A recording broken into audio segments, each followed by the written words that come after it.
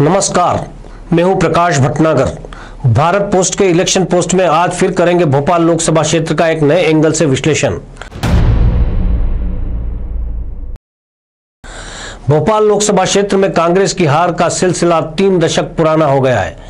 कांग्रेस 1989 से यहां लगातार लोकसभा चुनाव हार रही है। के.एन. प्रधान जैसे खाटी कांग्रेसी यहां से खेत रहे तो राम की बजाय कृष्ण वाली राजनीति की बात कहकर बीजेपी से कांग्रेस में आए आरिफ बेग को भी मतदाताओं ने अस्वीकार कर दिया।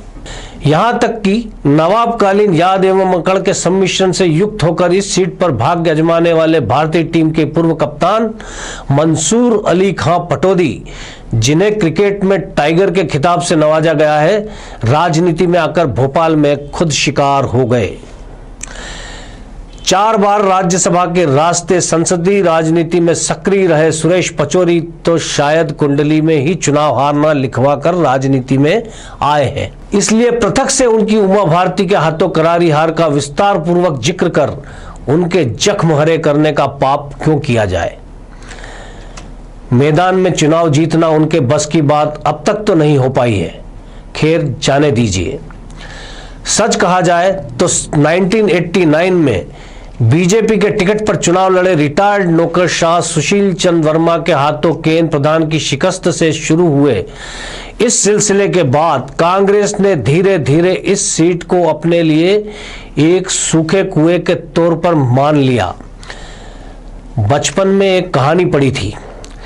एक सूखे कुएं में जिसके भीतर जहरीला नाग कुंडली जमाए बैठा था, लोग उसमें पत्थर फेंकते थे तो नाग की फुफकार सुनाई देती थी।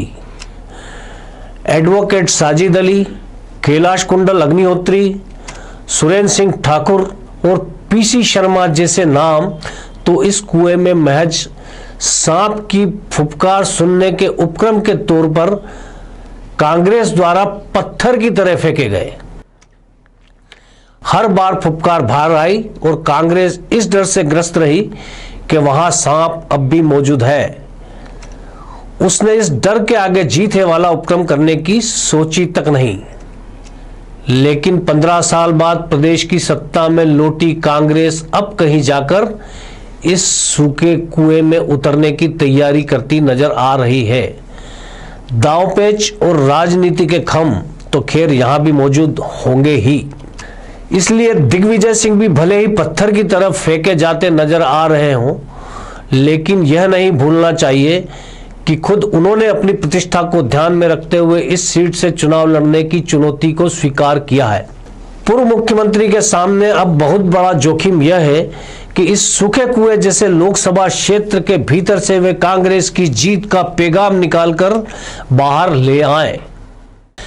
भोपाल सीट पर दिग्विजय सिंह की उपस्थिति बताती है कि लंबे अरसे बाद कांग्रेस ने इस क्षेत्र को गंभीरता से लिया है, लेकिन इसमें जोखिम भी बहुत है, वह भी व्यापक स्तर के।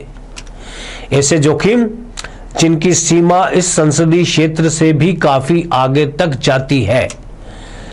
कम से कम पूरे भोपाल संभाग तक तो है ही, और प्रदेश के कुछ अन्य हिस्सों तक भी इसका असर होना तय है।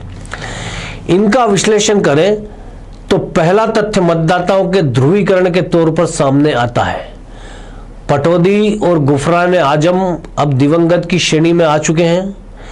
याद कीजिए 1991 का वह चुनाव जिसका चेहरा पटौदी थे और चुनाव का कमोवेश पूरा प्रबंधन आजम के हाथ में था। अयोध्या मसले के जबरदस्त असर के बीच इन दो नामों के चलते ऐसा ध्रुवीकरण हुआ कि कांग्रेस बुरी तरह चुनाव हार गई। ताजा चुनाव ऐसे समय हो रहा है जब पुलवामा आतंकी हमला और उसके जवाब में की गई एयर स्ट्राइक की हर तरफ चर्चा है। ओसामा जी फेम दिग्विजय सिंह पुलवामा को हादसा भी बता चुके हैं। सर्जिकल स्ट्राइक के सबूत मांग चुके हैं। जाहिर है कि इन दो बिंदुओं पर खास तौर से भाजपा मतदाताओं को अपनी ओर करने का पूरा इस्तेमाल करेगी। उसकी कोशिश रहेगी कि दिग्विजय सिंह को उकसावा देकर उनके श्रीमुख से ऐसी बातें फिर दोहराई जा सके।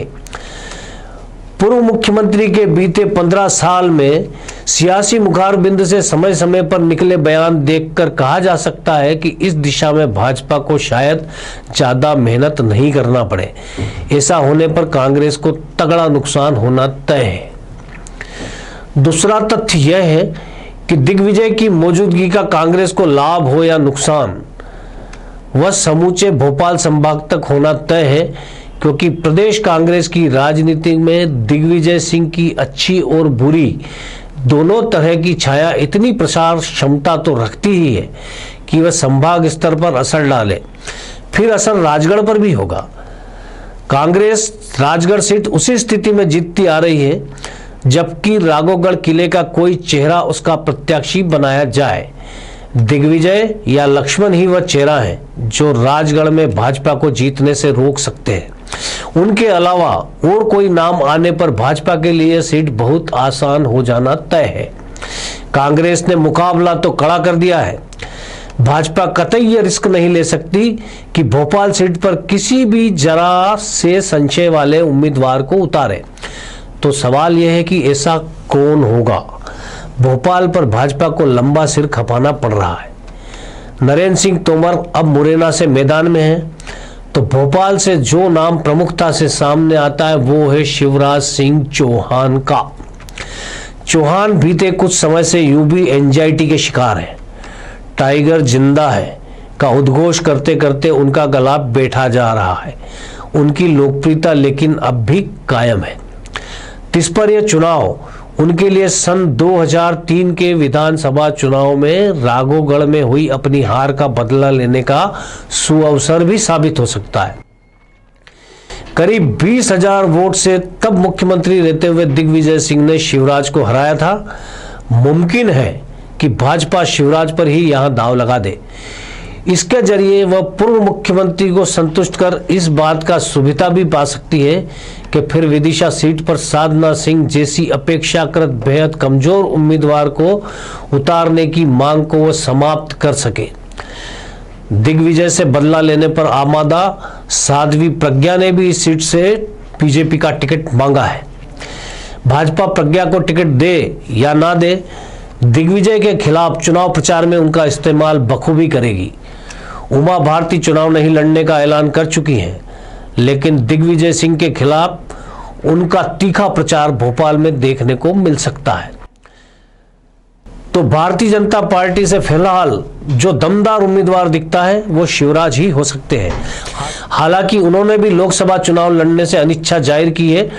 टाइगर के तौर पर उनकी दहाड़ भले ही कुछ कमजोर पड़ गई हो, लेकिन सन 2003 की चोट खाए किसी सांप की तरह फुफकारने का दम तो अब भी उनमें बचा ही है। आशय शिवराज की तुलना सांप से करने का नहीं है।